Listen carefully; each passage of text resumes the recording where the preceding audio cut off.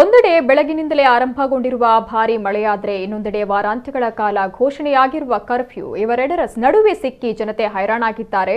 ನಿನ್ನೆ ಮುಖ್ಯಮಂತ್ರಿ ಬಸವರಾಜ ಬೊಮ್ಮಾಯಿ ಅವರು ಏಕಾಏಕಿ ವಾರಾಂತ್ಯದ ಕರ್ಫ್ಯೂ ಘೋಷಣೆ ಮಾಡಿದ್ದಾರೆ.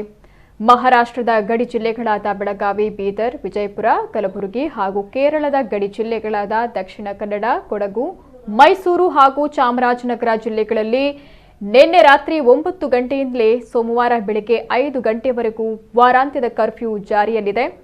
ವಾರಾಂತ್ಯದ ಕರ್ಫ್ಯೂ ಸಂದರ್ಭದಲ್ಲಿ ಆಹಾರ, ದಿನಸಿ ಸಾಮಗ್ರಿ, ಹಣ್ಣು, ತರಕಾರಿ, ಮೀನು, ಮಾಂಸ, ಡೈರಿ ಉತ್ಪನ್ನಗಳ ಬೂತ್ ಮತ್ತು ಪಶು ಆಹಾರ ಮಾರಾಟ ಮಳಿಗೆಗಳು ಬೆಳಗ್ಗೆ 5 ಗಂಟೆಯಿಂದ ಮಧ್ಯಾಹ್ನ 2 ಗಂಟೆಯವರೆಗೆ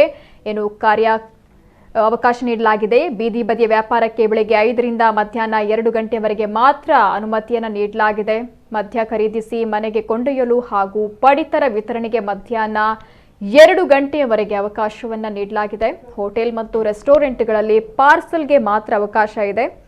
ಇನ್ನು ಎಲ್ಲ ರಾಜ್ಯ ಮತ್ತು ಕೇಂದ್ರ ಸರ್ಕಾರಿ ಕಚೇರಿ ಅಧಿಕಾರಿ ಸಿಬ್ಬಂದಿ ಸಹಿತ ಅಗತ್ಯ ಸೇವೆಗಳ ಕರ್ತವ್ಯಕ್ಕೆ ತೆರಳುವ ಸಿಬ್ಬಂದಿ ಮುಕ್ತ ಸಂಚಾರಕ್ಕೆ ಅವಕಾಶವನ್ನು ಕೋರಲಾಗಿದೆ. ಎಲ್ಲ ಕೈಗಾರಿಕೆ ಕಂಪನಿ ಸಿಬ್ಬಂದಿ ಮತ್ತು ಕಾರ್ಮಿಕರು ಗುರುತಿನ ಚೀಟಿ ತೋರಿಸಿ ಸಂಚಾರ ಮಾಡಬಹುದಾಗಿದೆ.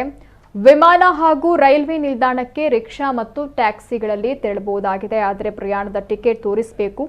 ಸರ್ಕಾರ ಮತ್ತು ಖಾಸಗಿ ಬಸ್ ಸಂಚಾರಕ್ಕೆ ಅನುವು ಮಾಡಿಕೊಡಲಾಗಿದೆ. ಮದುವೆ ಮತ್ತು ಕುಟುಂಬದ ಸಮಾರಂಭಗಳಲ್ಲಿ 100 ಮಂದಿ ಮಿತಿಯಲ್ಲಿ ಕೋವಿಡ್ ಮಾರ್ಗಸೂಚಿ ಅನುಸರಿಸಿ ನಡೆಸಲು ಅವಕಾಶವನ್ನು ನೀಡಲಾಗಿದೆ. ಆದರೆ ಇಂದು ನಗರದ ಹಲವು ಕಡೆಗಳಲ್ಲಿ ಸರ್ಕಾರಿ ಹಾಗೂ ಖಾಸಗಿ ಬಸ್ ಸಂಚಾರ ಓಡಾಡ್ತಾ ಇರೋದು ಕಂಡುಬಂದಿದೆ. ಆದರೆ ಬಸ್ಸಿನಲ್ಲಿ ಪ್ರಯಾಣಿಕರ ಸಂಖ್ಯೆ ಕಡಿಮೆ ಇತ್ತು.